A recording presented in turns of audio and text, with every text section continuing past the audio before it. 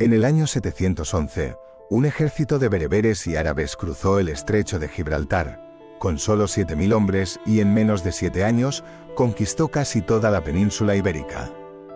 El reino visigodo, que había dominado España durante siglos, se derrumbó como un castillo de naipes y durante los siguientes 800 años España dejaría de ser cristiana, sería musulmana.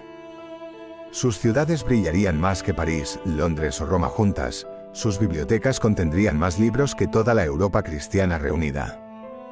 Sus calles olerían a azahar y azúcar, resonarían con lenguas árabes, hebreas y romances, y sus mujeres caminarían con mayor libertad que en cualquier reino cristiano de la época. Esto no es fantasía. Esto fue Al-Ándalus, el mayor experimento de convivencia de la historia y también su tragedia más brutal.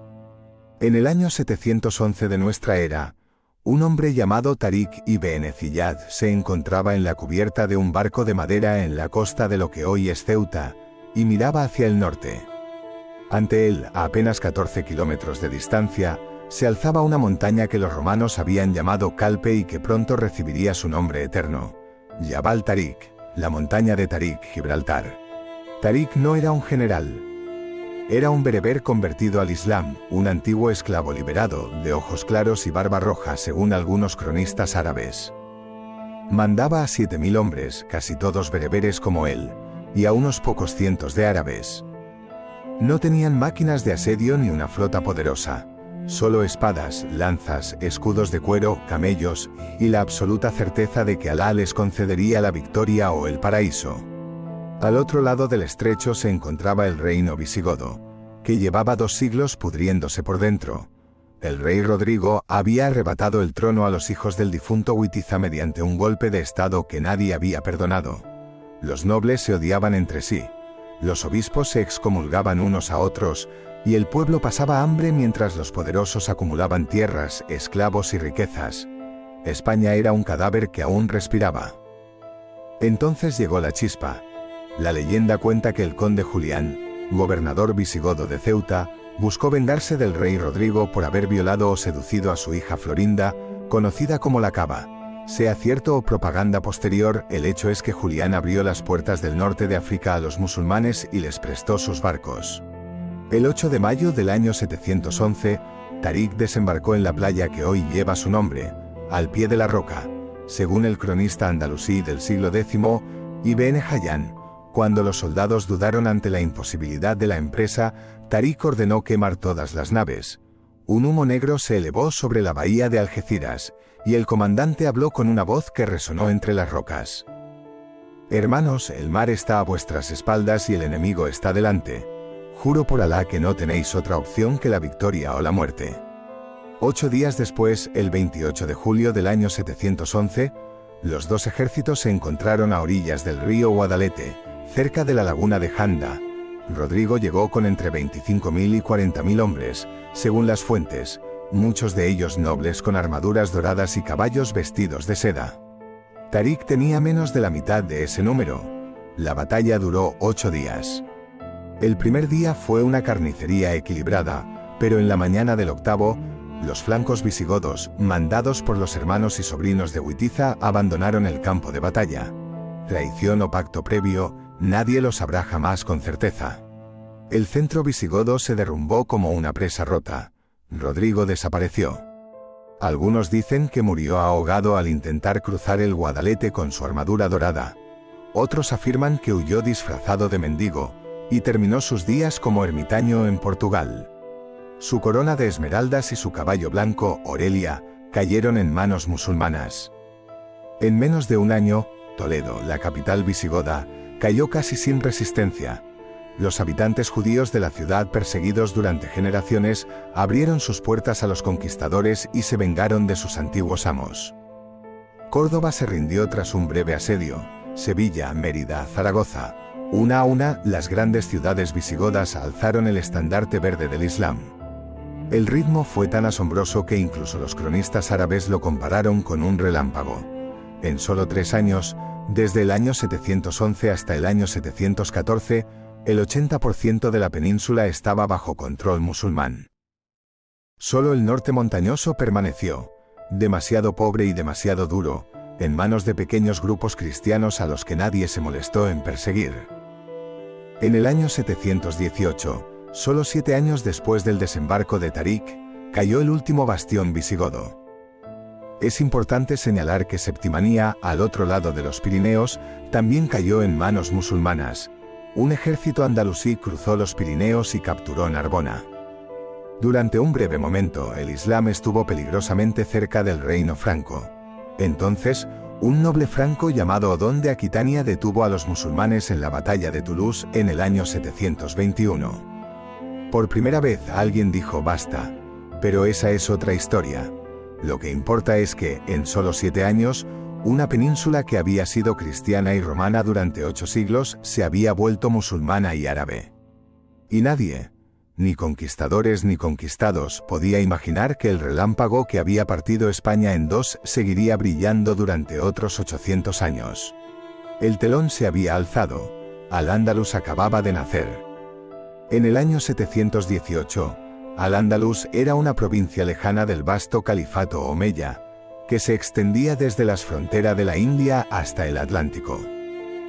Córdoba, su capital, aún olía a una iglesia visigoda convertida en mezquita, y sus calles resonaban con órdenes gritadas en árabe por soldados que no entendían ni una sola palabra de latín. Durante 38 años, Al-Ándalus no fue ni un reino ni un emirato independiente, fue simplemente una expedición militar, una frontera ardiente del imperio. Los gobernadores eran nombrados y destituidos desde Damasco como alfileres movidos sobre un mapa. 20 gobernadores se sucedieron en menos de 4 décadas. Algunos gobernaron durante meses, otros durante semanas. Llegaban con sus séquitos de sirios y yemeníes, saqueaban todo lo que podían. Chocaban con los bereberes que habían conquistado la tierra y con los muladíes que ya vivían allí. Se sentían con derecho a todo y, finalmente, eran asesinados, derrocados o llamados de regreso por el califa. El primer walí, Al-Sam ibn Malik, intentó restaurar el orden trasladando la capital de Sevilla a Córdoba, fortaleciendo la frontera norte y lanzando incursiones incluso más allá de los Pirineos. Murió en el año 721 bajo las murallas de Toulouse, alcanzado en el cuello por una flecha franca. Después de él llegó Abd al-Rahman al-Ghafiqi, el único hombre que estuvo a punto de cambiar la historia de Europa. En el año 732, cruzó los Pirineos con un ejército de árabes y bereberes y avanzó hasta Poitiers. Allí, entre Tours y Poitiers, se enfrentaron a Carlos Martel y sus francos. La batalla duró 2 días. Al final, los musulmanes se retiraron al sur de los Pirineos. Los cronistas cristianos llamaron a Carlos el Martillo y afirmaron que había salvado al mundo cristiano. Los cronistas árabes apenas mencionan la campaña. Para ellos no fue más que una incursión fallida más. Pero el verdadero problema no estaba en el norte. Estaba dentro. Los bereberes que habían encabezado la conquista se sintieron traicionados. Se les habían dado las tierras más pobres y secas del norte y del oeste, mientras que los árabes se quedaban con las fértiles llanuras del Guadalquivir y del Ebro. En el año 740 estalló la gran revuelta bereber. Desde el Duero hasta el Magreb, decenas de miles de bereberes se alzaron, mataron a sus gobernadores árabes y proclamaron un califato rival. Córdoba fue sitiada. Los gobernadores se vieron obligados a refugiarse en la fortaleza. Por primera vez desde que Tarik desembarcó en la costa, el Islam estuvo a punto de perderlo todo. El califa Hisham envió un ejército sirio de élite desde Damasco bajo el mando de Balj ibn Bish y Kulthum ibn Iyad. Entre los años 742 y 743, aplastaron la revuelta en batallas tan sangrientas que, según un cronista andalusí del siglo X, los ríos corrieron rojos durante leguas enteras. Miles fueron crucificados a lo largo de los caminos. 40.000 más fueron deportados por la fuerza al norte de África. El castigo fue tan brutal que Al-Ándalus quedó casi despojado de ganado en sus regiones centrales. Muchos de los que sobrevivieron se convirtieron más tarde en los mozárabes del norte o se unieron a los cristianos de las montañas. Luego llegó el año 749. En Damasco, una nueva dinastía ascendió al poder. Los abasíes masacraron a los omeyas en el infame banquete de sangre. Solo un príncipe de 19 años logró escapar. Abd al-Rahman ibn Muawiyah, nieto del califa Hisham, cruzó el norte de África perseguido por asesinos abasíes. Perdió a su hermano menor, decapitado en una playa tunecina, y llegó a Al-Ándalus en el año 755 sin nada más que su espada y su linaje. Los gobernadores abasíes nombrados desde Damasco ya se habían sucedido varias veces. El brutal Yusuf al-Fihri y su hijo gobernaban como si Al-Ándalus fuera su feudo personal. Pero los andalusíes estaban cansados de extranjeros que llegaban solo para enriquecerse y marcharse. Cuando apareció un omeya vivo, el último de la dinastía que había gobernado el mundo musulmán durante 90 años, muchos lo vieron como una salvación. En mayo del año 756, en las afueras de Córdoba, en un lugar llamado Al-Musara, los ejércitos de Yusuf al-Fihri y Abd al-Rahman se enfrentaron. Yusuf tenía más hombres. Abd al-Rahman tenía la mejor causa. La batalla fue breve. Los clientes y aliados de Abd al-Rahman, muchos de ellos antiguos soldados sirios que habían permanecido en Al-Ándalus, rompieron las líneas enemigas.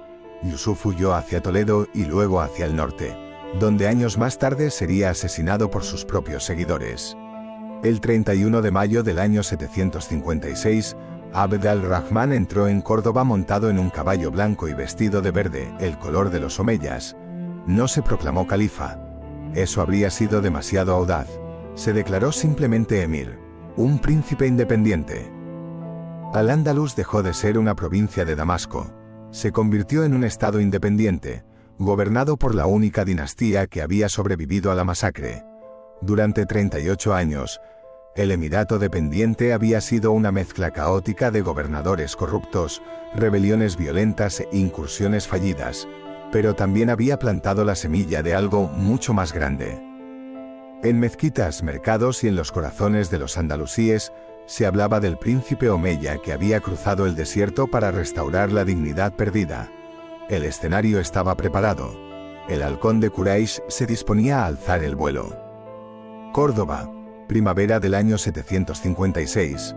Un joven de 25 años, alto pelirrojo, con una cicatriz en la mejilla izquierda y la mirada de alguien que había visto morir a toda su familia, cruzó el umbral del antiguo alcázar visigodo.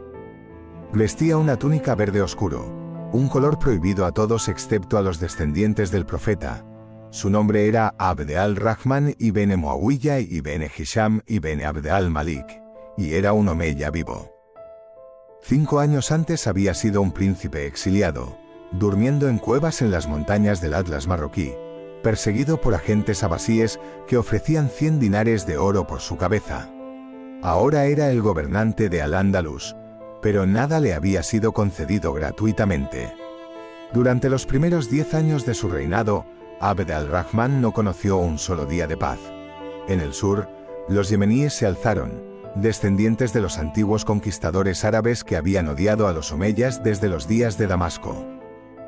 En el norte la población aún resentía la masacre del año 743 y se negaba a pagar impuestos. En Toledo, los muladíes Banu casi proclamaron su independencia. En el Valle del Ebro, los hijos del último líder visigodo Yusuf al-Fihri seguían vivos y conspirando.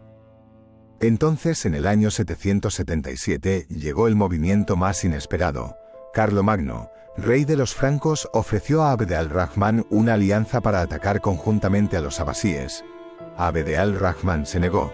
Sabía que el franco no era amigo de nadie y que una vez que entrara en la península, no se marcharía jamás. Prefirió continuar solo. Uno a uno aplastó todas las rebeliones. La más difícil fue la de los yemeníes del sur en el año 779. Tras derrotarlos en la batalla de la Vega de Sevilla, Abd al-Rahman ordenó algo que heló la sangre de todo Al-Ándalus.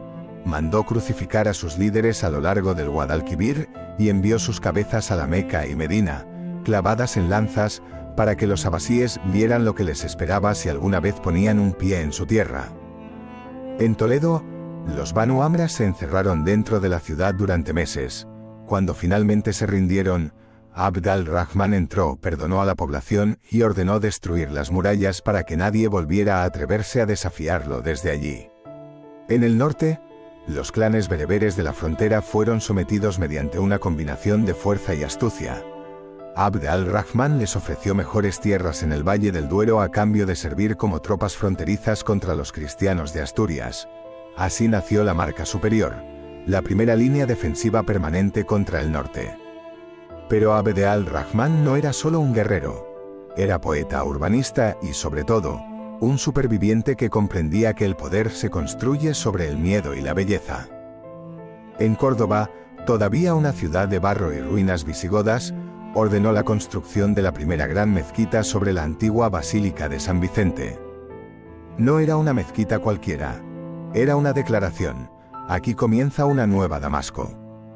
Trajo arquitectos sirios, mosaicos de Constantinopla y cedros del Líbano. Cuando los cristianos de la ciudad se quejaron de que su iglesia les estaba siendo arrebatada, Abd al-Rahman les pagó el doble de su valor y les permitió construir nuevas iglesias fuera de las murallas. Quería la paz interna para poder hacer la guerra en el exterior. También creó las primeras fuerzas de policía urbana de Europa Occidental, el Sahib al-Madina y el Sahib al-Suq, que patrulaban los mercados y las calles con bastones de madera y la autoridad para cortar las manos a los ladrones. Córdoba dejó de ser una ciudad peligrosa y comenzó a convertirse en una ciudad ordenada. Lo más importante es que fundó una dinastía. En el año 788, tras 32 años de gobierno, Abd al-Rahman murió en paz en su palacio de Córdoba a la edad de 57 años. Se dice que sus últimas palabras revelaron por fin el cansancio. ¿Cuántos enemigos tuve que matar para poder dormir siquiera una noche en paz? Le sucedió su hijo Hisham, un hombre piadoso y estricto que continuó la obra de su padre. Pero el verdadero legado de Abd al-Rahman no fue ni militar ni arquitectónico, fue algo mucho mayor. Por primera vez en la historia, Al-Ándalus dejó de ser una colonia, una frontera o un botín de guerra. Se convirtió en un estado con nombre propio, una dinastía propia y la ambición de perdurar durante 1000 años. Cuando Abd al-Rahman llegó por primera vez, era un fugitivo sin un céntimo. Cuando murió, dejó tras de sí un reino unificado, una capital de obras y saber, y un linaje que gobernaría Al-Ándalus durante casi 3 siglos más. Los poetas lo llamaron el halcón de Quraysh. Entró en Al-Ándalus como un extraño y partió como su amo absoluto. Y en los jardines de Córdoba, donde él mismo plantó la primera palmera traída de Siria, su descendiente aún se conserva en el patio de los Naranjos. La historia del halcón de Quraysh, que voló desde las ruinas de Damasco hasta el corazón de Occidente, y se asentó allí, porque el emirato ya no era dependiente, era omeya, y lo que vendría después sacudiría al mundo. Córdoba, año 850, un viajero que llegara desde el norte cristiano, tras cruzar montañas entre heladas y aldeas embarradas, se encontraría de pronto con una ciudad nacida de un sueño oriental. 300.000 personas vivían dentro de sus murallas, 5 veces la población de París y 10 veces la de Londres, 300.000 casas, 70.000 tiendas, 16 mezquitas, 300.000 lámparas de aceite iluminando las calles cada noche. Las calles eran patrulladas todas las noches y existían letrinas públicas incluso en los barrios más pobres. El río Guadalquivir estaba cubierto de barcazas que transportaban mármol de Almería, plata de Jaén, trigo de Sevilla y esclavos rubios procedentes de los mercados de Verdún. Durante 140 años, desde Hisham hasta Abd al-Rahman II, el emirato omeya vivió su período más brillante y más contradictorio, culto y cruel, tolerante y fanático, refinado y bárbaro al mismo tiempo. Hisham, que gobernó desde el año 788 hasta el año 796, fue un emir de estricta piedad, prohibió la música y el vino en la corte, pero permitió a judíos y cristianos construir sinagogas e iglesias. Murió de un derrame cerebral mientras rezaba y dejó el trono a su hijo, Al-Hakam. Al-Hakam, que gobernó desde el año 796 hasta el año 822, fue el completo opuesto de su predecesor. Un borracho y amante de los poetas y de los eunucos eslavos, coleccionista de libros y de cabezas cortadas. Según cronistas exagerados, había más de 6.000 mujeres y muchachos en su harén. Y cuando Córdoba se rebeló contra sus impuestos en el año 818, en la famosa revuelta del Rabat, Al-Hakam ordenó algo que nadie olvidaría jamás. 3 días de saqueo, 300 cruces a lo largo de la ribera del río y 22.000 cordobeses deportados a Alejandría y Creta. Desde entonces fue llamado Al-Rabadi, el del barrio del Rabat. Sin embargo, también fue el primer gran mecenas de la cultura andalusí. Fundó la primera biblioteca pública de Europa Occidental. Compró libros en Bagdad y el Cairo y trajo a los mejores músicos de Medina y Damasco. En su corte nació el género poético de la Muwashsha, la primera poesía romántica escrita con letras árabes, y el zahal, cantado en tabernas por mujeres que no llevaban velo. Luego llegó Abd al-Rahman II, que gobernó desde el año 822 hasta el año 852, el emir más elegante de la historia. Vestía seda roja, se perfumaba con almizcle y ámbar, y amaba la música más que cualquier otro gobernante.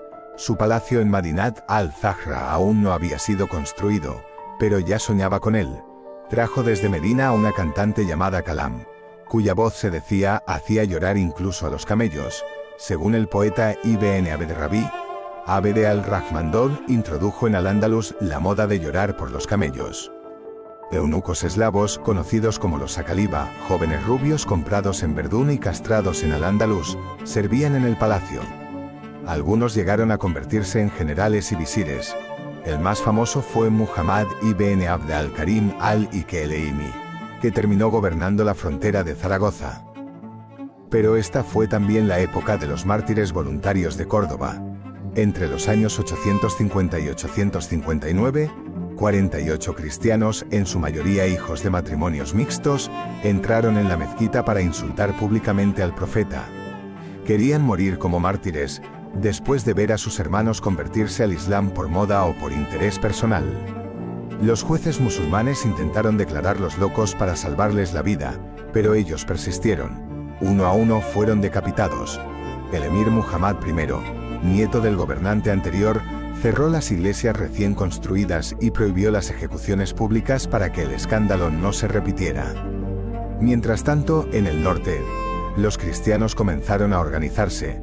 En el año 844, un noble asturiano llamado Ramiro I derrotó a un ejército cordobés en Clavijo, una batalla probablemente inventada más tarde, pero que se volvió legendaria. En el año 859, Ordoño I de Asturias capturó León y comenzó la repoblación de la región del Duero. Córdoba respondió con aceifas. Cada verano un ejército marchaba hacia el norte para quemar cosechas y aldeas, ya no conquistando territorio, sino simplemente castigando. En el año 886, un muchacho de 17 años ascendió al trono. Su reinado duró solo 2 años. Fue envenenado por su hermano Abdalá, quien gobernó desde el año 888 hasta el año 912 en medio del caos total. Esta fue la era de los grandes rebeldes. Umar ibn Hafsán, un muladí de origen visigodo, se alzó en Bobastro, en Málaga, y tomó el control de la mitad del sur de Al-Ándalus. Se convirtió al cristianismo, se alió con los abasíes e incluso con los fatimíes de Ifriquilla. Abdalá se vio obligado a negociar con él en 3 ocasiones. Cuando Ibn Hafsán murió en el año 918, su hijo llevó su cuerpo a Córdoba para enterrarlo como musulmán, salvando así a la familia. En Sevilla, los Banu Hayyaj se proclamaron independientes. En Toledo, los muladíes resistieron durante 30 años. En el Valle del Ebro, los Banu Qasi incluso acuñaron sus propias monedas con el nombre de Muhammad. Al-Ándalus parecía al borde de la desintegración. Entonces, en el año 912, un joven de 21 años llegó al poder. Alguien que había crecido viendo a su abuelo y a su padre humillados por los rebeldes. Su nombre era Abd al-Rahman ibn Muhammad, y sería conocido como Abd al-Rahman III al-Nasir li-Din Allah, el que hace victoriosa la religión de Dios. Durante los primeros 16 años de su reinado, aplastó todas las rebeliones una por una. La fortaleza de Ibn Hafsán en Bobastro fue finalmente derrotada en el año 928. Cuando Abd al-Rahman entró en la fortaleza, encontró el cuerpo embalsamado del rebelde aún sentado en su trono, vestido como un monje cristiano. Ordenó que fuera decapitado y que la cabeza fuera enviada a Córdoba en una jaula. Y en el año 929, cuando no quedaba ni un solo enemigo dentro de sus fronteras, Abd al-Rahman tomó la decisión que cambiaría la historia para siempre. Se proclamó califa. Ya no era un simple emir, independiente de todos los demás. Era el sucesor del profeta, al igual que el abasí de Bagdad y el fatimí de Ifriqiya. Córdoba dejó de ser simplemente una ciudad importante. Se convirtió en la capital de un califato. La edad de oro del emirato había terminado. La edad de oro del califato acababa de comenzar. El año era 929. Córdoba despertó envuelta en una niebla plateada que el sol naciente iba disolviendo lentamente sobre el río Guadalquivir. Desde la torre de la gran mezquita, el muecín llamó a la oración, y su voz resonó por calles que ya hervían de vida. Mercaderes sirios descargaban rollos de seda. Esclavos circasianos regaban los patios con jarras de cobre. Un rabino debatía con un jurista musulmán bajo la sombra de un naranjo, mientras eunucos eslavos de ojos azules pasaban escoltando a una favorita del califa. En el centro de todo aquello, en la sala del trono del Alcázar, un hombre de 40 años se puso en pie. Tenía la piel clara, los ojos verdes y la barba teñida con henna. Vestía una túnica negra bordada en oro con versículos del Corán. Su nombre era Abd al-Rahman ibn Muhammad ibn Abdallah, y acababa de proclamarse califa. Heraldo tras heraldo recorrió las calles proclamando: Alá ha concedido la victoria a su siervo al-Nasir li-Din Alá, comendador de los creyentes. Desde ese día, Córdoba dejó de ser simplemente una ciudad, se convirtió en una leyenda. Durante los siguientes 80 años, desde el año 929 hasta el año 1008, Al-Ándalus vivió su período más próspero, deslumbrante y frágil. Abd al-Rahman III al-Nasir gobernó durante 50 años. En esas 5 décadas no perdió ni una sola gran batalla. Reconquistó Toledo en el año 932, Zaragoza en el año 937, y obligó a los reyes cristianos a pagar parias, tributos en oro y esclavos. Cuando Ramiro II de León se negó a pagar, Al-Nasir marchó hacia el norte con un ejército tan vasto que, según los cronistas, las lanzas parecían un bosque en movimiento. En Simancas, en el año 939, los cristianos lograron una victoria pírrica. Pero el califa regresó al año siguiente y devastó todo hasta Santiago de Compostela. Allí ordenó que las campanas de la catedral fueran transportadas a hombros de cristianos cautivos hasta Córdoba, para colgarlas como lámparas en la mezquita. Sin embargo, la verdadera obsesión de Al-Nasir no era la guerra, sino la belleza. A 6 kilómetros de Córdoba ordenó la construcción de Madinat al-Zahra, la ciudad resplandeciente. 3.000 obreros trabajaron durante 10 años, levantando 10.000 columnas de mármol rosado de Almería, mármol verde de Grecia y mármol negro de África. Fuentes de mercurio reflejaban la luz como espejos líquidos. Una sala tenía un techo de oro y plata macizos, con una perla del tamaño de un huevo de paloma colgando en su centro, un regalo del emperador bizantino. Cuando el enviado del emperador Otón I del Sacro Imperio Romano llegó en el año 956, se dice que cayó de rodillas y lloró al contemplar la ciudad, pues nada en Europa se le comparaba. Córdoba pudo haber alcanzado en algún momento una población de 1 millón de habitantes, una cifra debatida, pero aceptada por muchos historiadores modernos. 700 mezquitas, 300 baños públicos, 100.000 lámparas de aceite iluminando las calles cada noche, un acueducto que traía agua desde montañas situadas a 30 kilómetros. Y libros. La biblioteca califal albergaba 400.000 volúmenes en una época en la que la abadía de San Galo, la mayor biblioteca cristiana de Europa, poseía solo 600 libros. Solo su catálogo llenaba 44 volúmenes. Se empleaba y pagaba a mujeres copistas como funcionarias del Estado. Un viajero cristiano escribió: en Córdoba, incluso los zapateros discuten sobre gramática árabe. Cuando Al-Nasir murió en el año 961, dejó tras de sí un reino en paz, un tesoro lleno y un hijo preparado para gobernar. Ese hijo fue Al-Hakam II, el gran bibliófilo, que gobernó desde el año 961 hasta el año 976. Nunca salió de Córdoba en toda su vida. Pasaba los días leyendo y adquiriendo libros, enviando agentes hasta Bagdad, El Cairo y Samarcanda. Se dice que cuando llegaba un libro nuevo, suspendía las audiencias para leerlo. Sin embargo, también fue un gobernante severo. Cuando los fatimíes de Ifriqiya intentaron invadir el Magreb, envió una flota que los aplastó. Y cuando los normandos navegaron por el Atlántico y saquearon las costas en el año 966, Los persiguió hasta que no quedó ninguno con vida. Al-Hakam murió sin un heredero varón adulto legítimo. Su concubina favorita, una mujer vasca llamada Sub, le había dado 2 hijos. El mayor, Hisham, tenía solo 11 años, y entonces apareció el hombre que lo cambiaría todo. Muhammad ibn Abi Amir era pobre, apuesto, ambicioso y despiadado. Un estudiante de la Universidad de Córdoba, se convirtió en amante de Sub, la madre del futuro califa, y en pocos años ascendió de escriba a tesorero, luego a general y finalmente a Hajib, el equivalente a un primer ministro. Todos lo llamaban Al-Mansur Billah, el hecho victorioso por Dios, y victorioso lo fue. En 50 campañas militares, Al-Mansur devastó los reinos cristianos del norte, capturó Barcelona en el año 985, destruyó León, arrasó Coimbra y en el año 997 marchó una vez más sobre Santiago de Compostela. Esta vez no se conformó con llevarse las campanas, destruyó por completo la catedral y obligó a cautivos cristianos a reconstruirla piedra a piedra en Córdoba como trofeo. Los reyes cristianos lo llamaron el azote de Dios, los musulmanes lo llamaron Sayyid, que significa Señor.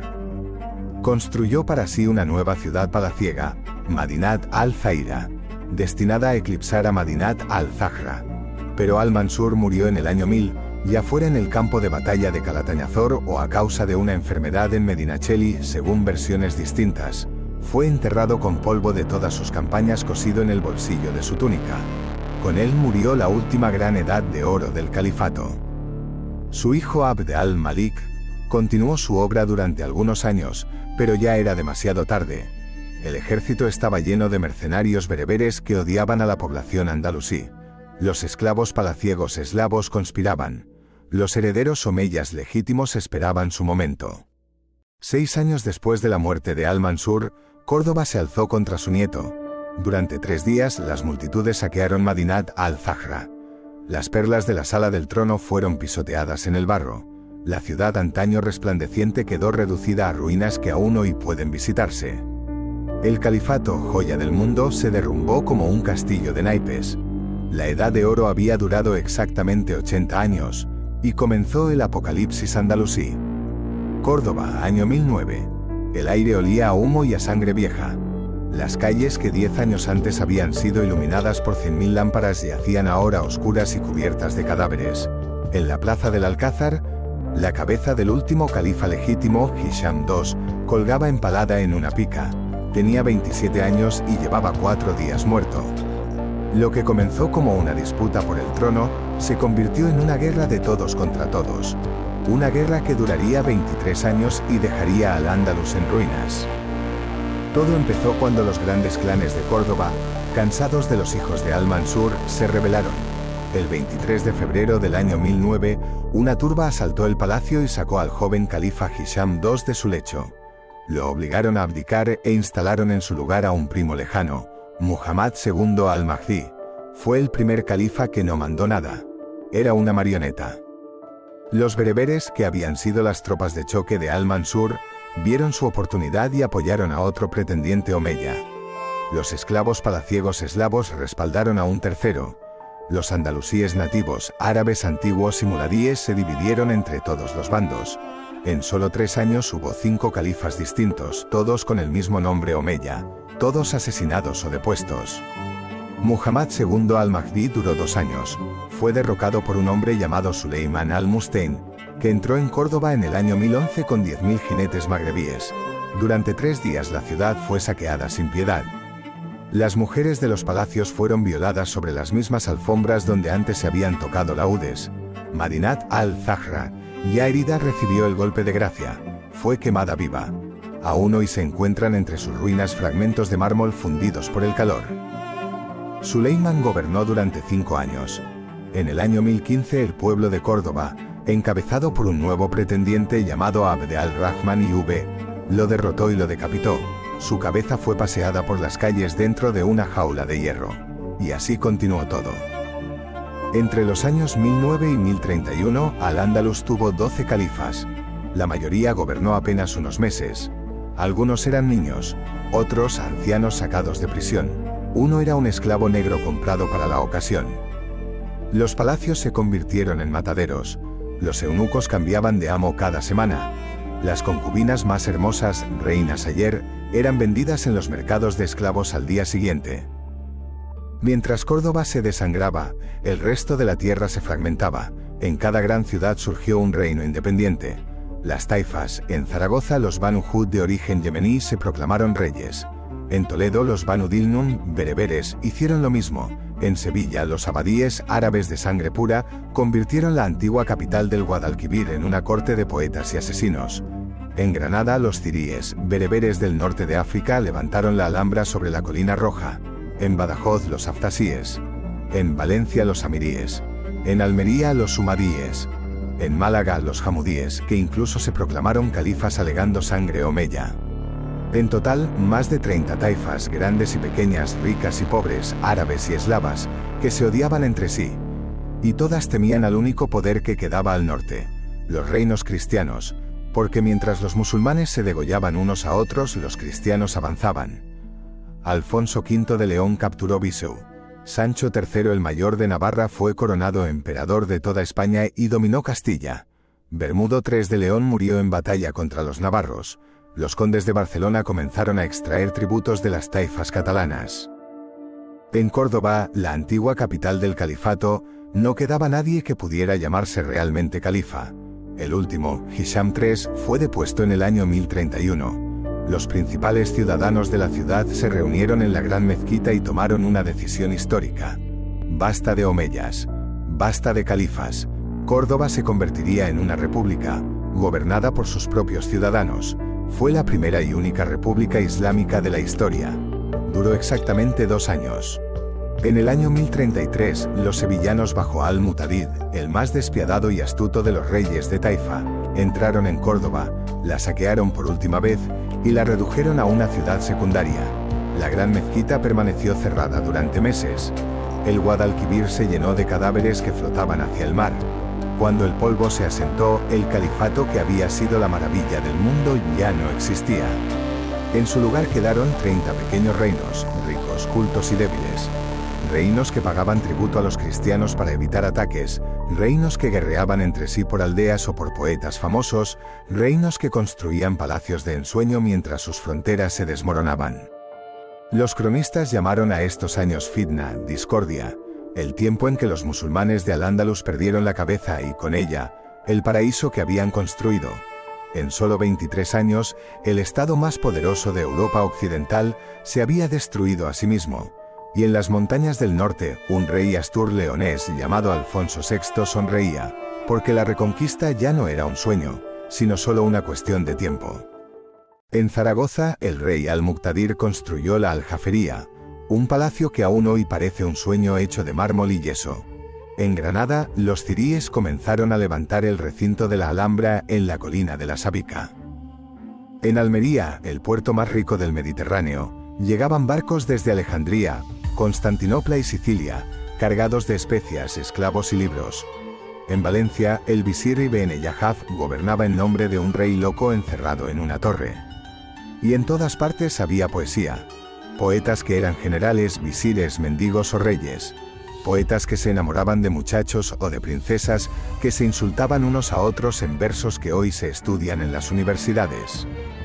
Ibn Zaydun escribió a Walada, la princesa omeya que mantenía un salón literario abierto a todos y que bordaba versos en su túnica. Soy digno de la gloria de Dios, y camino hacia ella con pasos firmes. Se amaron, se traicionaron, se destrozaron en poemas que aún hoy hacen brotar lágrimas de los ojos. Pero bajo la belleza, la podredumbre se extendía. Los reyes de taifas pagaban cada año más oro a los cristianos para que no los atacaran.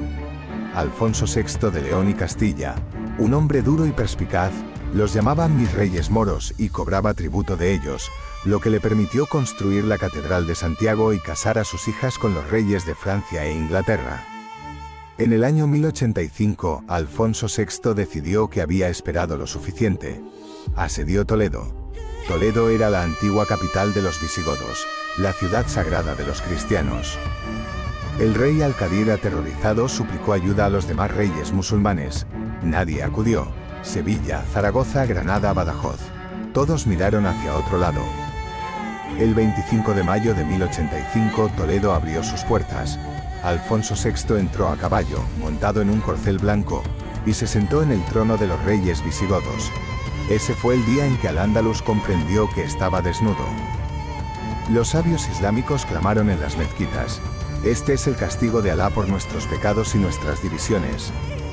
Los poetas lloraron en sus palacios, y Al-Mutamid, rey de Sevilla, escribió uno de los versos más tristes de la literatura árabe: «Ay de mí, he puesto mi cuello bajo el yugo de los infieles.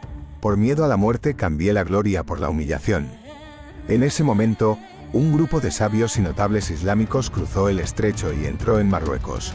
Fueron en busca de los almorávides, guerreros del desierto que vestían el litam negro y afirmaban ser la espada pura del Islam. Yusuf ibn Tasfin, emir de los almorávides, escuchó sus súplicas y respondió: «Iré a salvar al Andalus, pero cuando llegue no me iré. El paraíso de los poetas se ha convertido en el infierno de los puritanos». Octubre de 1086. La llanura de Sagrajas, cerca de Badajoz. El sol apenas había salido y ya más de 30.000 hombres se enfrentaban unos a otros. De un lado estaba Alfonso VI con su caballería pesada, cruces rojas en los escudos, obispos bendiciendo las lanzas. Del otro, un mar de velos negros y tambores de guerra que resonaban como un trueno lejano. Los almorávides. Yusuf ibn Tasfin, un hombre de 67 años, delgado, de piel oscura, con barba blanca y ojos como brasas encendidas, estaba sentado en el suelo sobre una alfombra de oración. No llevaba corona ni seda, solo un sencillo turbante negro y una túnica basta de lana. Cuando le preguntaron por qué no montaba a caballo como los demás gobernantes, respondió: «El profeta montaba un camello. No necesito más». La batalla comenzó al mediodía de un viernes. Tras la oración comunitaria, los almorávides atacaron en oleadas. Primero llegaron los arqueros montados en camellos, luego los lanceros senegaleses, desnudos de cintura para arriba. Finalmente la caballería pesada con los rostros cubiertos por el litam. Alfonso VI perdió la mitad de su ejército en 6 horas. Él mismo huyó con el rostro cubierto de sangre, dejando atrás 5.000 muertos, entre ellos muchos nobles castellanos. Cuando llegó a Toledo, afirmó que había escuchado gritar Allahu Akbar tantas veces que pensó que el cielo se vendría abajo. Fue la mayor derrota cristiana desde la batalla de Guadalete, 375 años antes. Al-Ándalus volvió a respirar. Los reyes de Taifas enviaron regalos a Yusuf: oro, esclavos y caballos árabes. Al-Mutamid de Sevilla incluso le entregó su propia espada con empuñadura de marfil. Yusuf la tomó, la examinó y dijo: «Quédatela. Pronto la necesitarás para defenderte de mí», porque Yusuf no había venido a salvar a los reyes poetas, había venido a castigarlos. En el año 1090, 4 años después de Sagrajas, Yusuf regresó con un ejército aún mayor. Una a una, las taifas cayeron como fruta madura. Granada en septiembre de 1090. Córdoba en marzo de 1091. Los almorávides entraron en la gran mezquita y quemaron todos los libros de filosofía y poesía que encontraron. Sevilla cayó en septiembre de 1091. Al-Mutamid luchó hasta el último día. Cuando vio que todo estaba perdido, salió al patio de su palacio con su esposa Itimad y sus hijos y dijo: «Prefiero ser conductor de camellos en Marruecos que porquero en Castilla». Los almorávides lo encadenaron y lo embarcaron rumbo a África. En la galera, Itimad miró por última vez la silueta de Sevilla y lloró. Al-Mutamid grabó versos en la madera del barco con la uña: «Oh Sevilla, cuánto tiempo reiné en ti, y ahora camino encadenado». Murió 4 años después en una aldea cercana a Ahmad, prisionero. Pobre y cegado por las lágrimas, sus versos aún se recitan hoy. Valencia resistió más tiempo. Allí, Rodrigo Díaz de Vivar, el Cid campeador, gobernó como señor independiente desde el año 1094. Tras su muerte en 1099, su viuda Jimena asumió la defensa de la ciudad, apoyada por una guarnición castellana.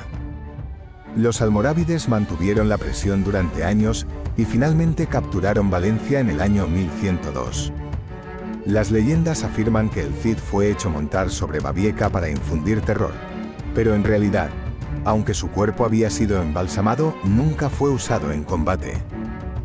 Antes de la caída, Jimena evacuó la ciudad y se llevó consigo los restos de su esposo al monasterio de San Pedro de Cardeña. En menos de 10 años, todas las taifas desaparecieron.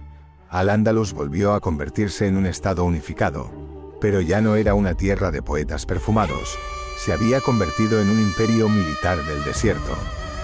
Los almorávides prohibieron el vino, la música y la danza en los lugares públicos.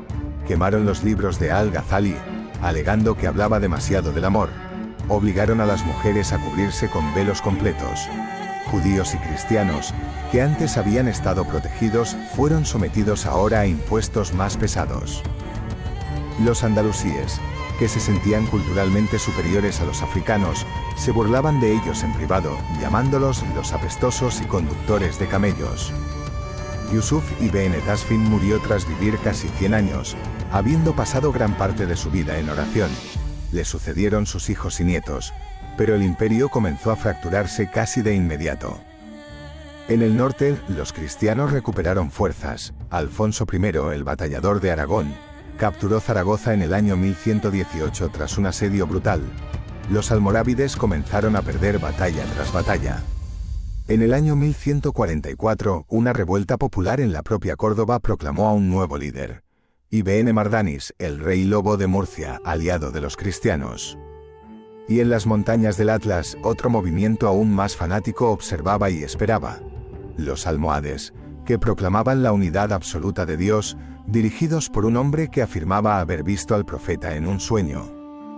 Los almorávides, que habían llegado para salvar al Andalus, se habían convertido en tiranos odiados. En el año 1145, el último gobernador almorávide de Córdoba fue asesinado dentro de la mezquita mientras rezaba. Su cabeza rodó por los escalones del mihrab. El desierto había devorado los jardines, pero el propio desierto estaba a punto de ser devorado por un desierto aún más implacable. Al-Ándalus se preparaba una vez más para mudar de piel. Marrakech, año 1130. Un hombre delgado, de ojos hundidos y voz como trueno lejano, se alzó ante la multitud reunida frente a la mezquita de la Kutubiyya. Su nombre era Muhammad ibn Tumart. Vestía una túnica blanca sin costuras, con el cabello y la barba cayéndole hasta el pecho. Alzó la mano y gritó: «No hay más Dios que Dios y no tiene igual». Los almorávides, declaró, habían corrompido la fe. Ese día nació el movimiento almohade. Los que proclaman la unidad. Aquellos que creían que el mundo estaba podrido y que solo el fuego podía purificarlo. Ibn Tumart se proclamó a sí mismo guía infalible. Cuando le preguntaron por qué se permitía a sí mismo lo que prohibía a los demás, respondió: «El Mahdi es la prueba viviente de Dios en la tierra. Lo que él hace es ley». En 12 años, los almohades conquistaron todo el Magreb. En el año 1147 capturaron Marrakech. Los almorávides fueron masacrados sin piedad. Sus mujeres fueron esclavizadas. Libros de poesía, música y filosofía fueron arrojados a hogueras que ardieron durante días. El nuevo gobernante Abd al-Mumin fue coronado califa de los creyentes. En el año 1148 cruzó el estrecho con un ejército descrito por los cronistas como una nube negra que tapaba el sol. Al-Ándalus recibió a los almohades con una mezcla de miedo y esperanza. Los andalusíes odiaban a los almorávides, pero pronto descubrieron que los nuevos amos eran peores. Una a una, las ciudades abrieron sus puertas o fueron tomadas por la fuerza. Málaga cayó en el año 1151, Granada en el año 1154, Córdoba en el año 1163. Los almohades entraron en la gran mezquita y ordenaron borrar todos los versos de amor escritos en sus muros. Sevilla cayó en el año 1172. En cada plaza los sabios almohades proclamaban: «Basta de flautas, vino y muchachos perfumados.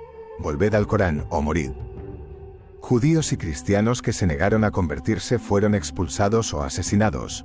Miles huyeron al reino de Castilla, entre ellos la familia de Moisés ben Maimón, que más tarde se establecería en Egipto y cuyo hijo sería conocido como Maimónides. Los andalusíes que resistieron fueron castigados de maneras que recordaban a los tiempos más oscuros de Roma. En Córdoba, un grupo de jóvenes fue sorprendido cantando un antiguo muwashsha de Ibn Zaydún. Los almohades los crucificaron boca abajo en la puerta del puente. Durante semanas, los cuervos se alimentaron de sus ojos. Sin embargo, en la guerra contra los cristianos, los almohades fueron invencibles durante un tiempo. En el año 1195, El califa Abu Yusuf Yaqub al-Mansur cruzó el estrecho con un ejército que, según el cronista al-Marrakushi, hacía temblar la tierra. El 19 de julio, en la llanura de Alarcos, cerca de Ciudad Real, se enfrentó a Alfonso VIII de Castilla. La batalla fue una masacre. Los cristianos perdieron 15.000 hombres, Alfonso huyó con solo 300 jinetes. Al-Mansur ordenó clavar las cabezas de los nobles castellanos en los muros de Sevilla, y tomó el título de Al-Mansur, el victorioso. El mismo título que había llevado el gran conquistador de 2 siglos atrás. Durante 15 años, los almohades parecieron imparables. Recuperaron Valencia, conquistaron el Algarve y obligaron de nuevo a los reyes cristianos a pagar tributo. En Sevilla levantaron la Giralda, una torre tan alta que se decía que desde su cima podía verse África. En Marrakech alzaron la Kutubilla. En Rabat comenzaron a construir una mezquita que habría sido la mayor del mundo, si alguna vez se hubiese terminado. Pero el orgullo mata. El califa al-Nasir, que gobernó entre los años 1199 y 1213, era un hombre débil, rodeado de visires corruptos. Mientras se entregaba a las concubinas, los reinos cristianos se unieron por primera vez en una cruzada proclamada por el Papa Inocencio III. El 16 de julio del año 1212, en la batalla de las Navas de Tolosa, 2 mundos chocaron. De un lado estaban Alfonso VIII de Castilla, Pedro II de Aragón y Sancho VII de Navarra, con 40.000 hombres y la bendición papal. Del otro estaba el califa al-Nasir, con más de 100.000 hombres, según crónicas exageradas, todos gritando Allahu Akbar. La batalla rugió todo el día bajo un calor infernal. Alrededor de la tienda del califa, los almohades formaron una cadena humana, hombres atados unos a otros con cuerdas para que no pudieran retirarse. Cuando la caballería cristiana rompió la cadena, esta se convirtió en una trampa mortal. Decenas de miles murieron, pisoteados por sus propios compañeros. El califa huyó, dejando atrás su Corán personal, adornado con oro y perlas, que aún hoy se conserva en el Escorial. Regresó a Sevilla con el espíritu quebrado. Se dice que nunca volvió a sonreír. Murió un año después, ahogado en su propia bilis, según los médicos. Después de las Navas todo se derrumbó. En el año 1223 Murcia se rindió a los cristianos. En el año 1236 Córdoba, capital del califato durante 300 años, abrió sus puertas a Fernando III de Castilla. Los almohades restantes fueron masacrados o huyeron. La gran mezquita fue convertida en catedral. Las campanas que una vez al-Mansur había llevado hacia el sur regresaron al norte, cargadas sobre los hombros de prisioneros musulmanes. En el año 1248 cayó Sevilla. El último califa almohade en la península, Abu Umar al-Murtada, zarpó hacia Marrakech con lo que quedaba del tesoro. Mientras la galera abandonaba el puerto, una anciana en la orilla gritó: «El último león del Islam en Al-Ándalus se marcha». En menos de 70 años, los almohades habían llegado como una tormenta y se habían ido como polvo llevado por el viento. Tras ellos dejaron ruinas, libros quemados y una frase que los andalusíes repetirían durante siglos. Primero llegaron los perfumados, luego los encapuchados, después los fanáticos, y ahora llega la ruina. El Islam había perdido la mitad de la península. Solo quedaba el pequeño reino nazarí de Granada, refugiado entre las nieves de Sierra Nevada, pagando tributo y fingiendo que aún era poderoso. El final estaba cerca. Granada, año 1238.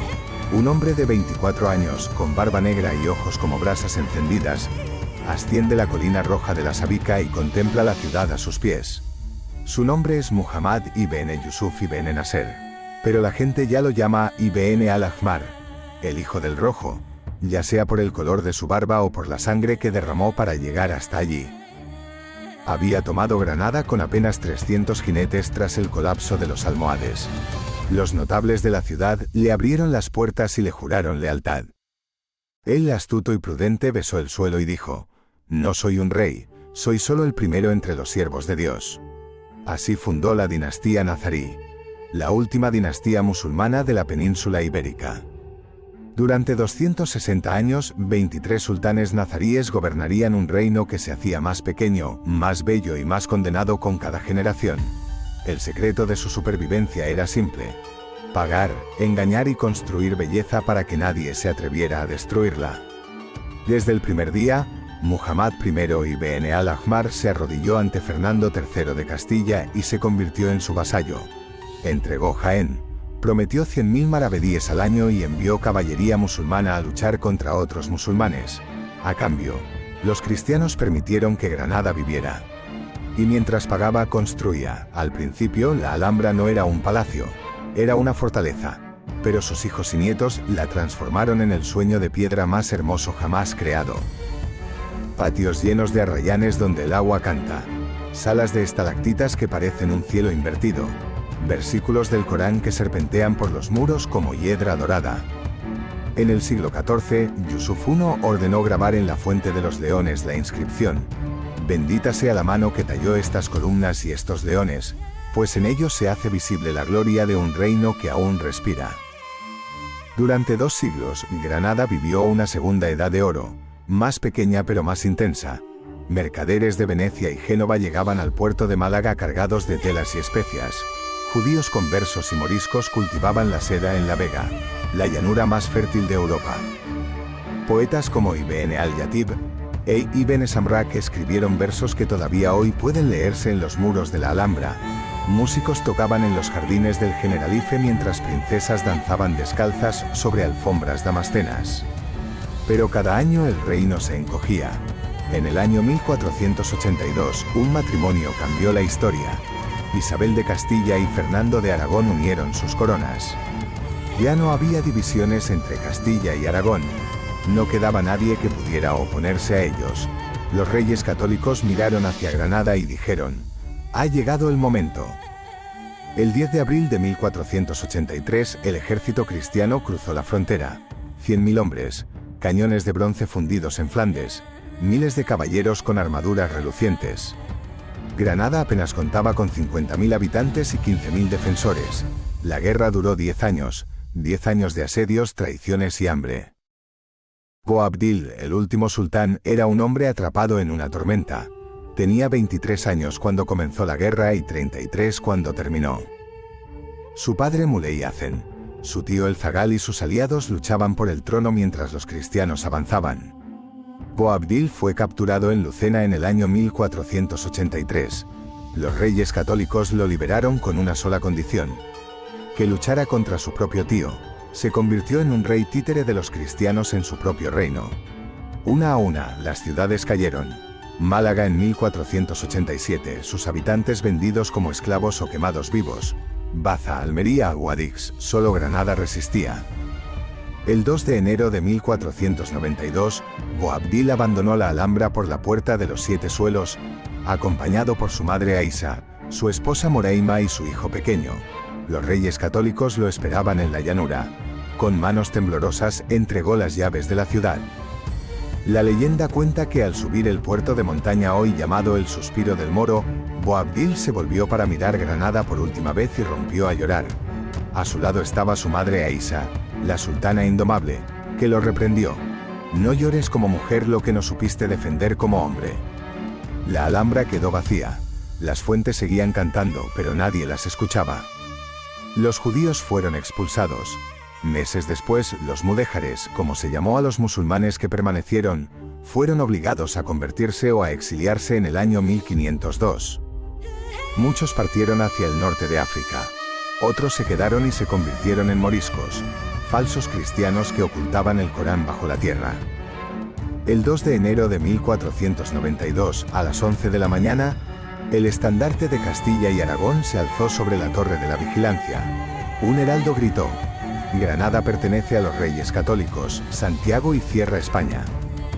8 siglos después de que Tarik quemara sus naves en las costas de Gibraltar, el último barco musulmán partió de Almería rumbo a Orán. Al-Ándalus había muerto. Pero en los muros de la Alhambra, en los versos de Ibn Samrak, en las canciones que aún se cantan en los viejos pueblos de la Alpujarra, permanece un eco que nunca se extinguirá. Todo pasa, solo la belleza permanece. Granada, año 1992. 500 años después de la caída, un turista sube la colina de la Sabica y se detiene ante la Fuente de los Leones. El agua sigue fluyendo en cascadas de plata, como si el tiempo se hubiera detenido. Un guía explica que aquí reinó Boabdil, el último rey moro. Pero el verdadero legado de Al-Ándalus no está en las ruinas. Está en todas partes. 8 siglos de Islam en la península no pueden borrarse por decreto. Solo en la lengua española el árabe moderno sobrevive en más de 4000 palabras: alcalde, aceite, algodón, azúcar, ajedrez, ojalá, Alá. Cada vez que decimos aceituna o azar, invocamos los jardines de Córdoba. En la arquitectura, la Alhambra no es una excepción. Vive en los arcos de la Gran Mezquita de Córdoba, en los patios de los pueblos blancos de Andalucía, en las torres mudéjares de Teruel, incluso en el Alcázar de Sevilla, convertido en palacio cristiano pero aún perfumado de almizcle y jazmín. En la ciencia, los médicos andalusíes fueron pioneros de la cirugía moderna. Los astrónomos de Toledo midieron los cielos con instrumentos que Copérnico usaría siglos después. La filosofía de Averroes y Avicena dio forma a Tomás de Aquino y al propio Renacimiento. Pero el legado más profundo es humano. Los moriscos, cristianos forzados que ocultaban el Corán en sótanos y rezaban en árabe disfrazado de latín, se alzaron en rebelión en la Alpujarra en el año 1568. Cuando fueron expulsados en 1609, 200.000 personas partieron hacia Túnez y Argelia. Otros desaparecieron en el silencio. Aún hoy, en pueblos de la Alpujarra, familias entierran amuletos con versículos coránicos, bailan la zambra en secreto. Al-Ándalus no fue solo conquista y gloria, fue el mayor experimento de convivencia. Musulmanes, cristianos y judíos vivieron juntos, se odiaron, se amaron, crearon juntos. En Córdoba, un sabio musulmán debatía con un obispo mientras un rabino escribía tratados médicos. Ese milagro roto, destrozado por la intolerancia, es lo que más duele. Hoy, cuando miramos el estrecho de Gibraltar, vemos más que agua. Vemos el puente que Al-Ándalus tendió entre Oriente y Occidente. Palacios se derrumbaron, libros ardieron, reyes lloraron, pero su alma permanece, en la luz de abril, en el sonido de las fuentes, en una nostalgia que sentimos sin saber por qué. 8 siglos después, Al-Ándalus no ha desaparecido, solo duerme. Y en las noches de luna llena sobre la Alhambra, todavía puede oírse el eco lejano de un laúd.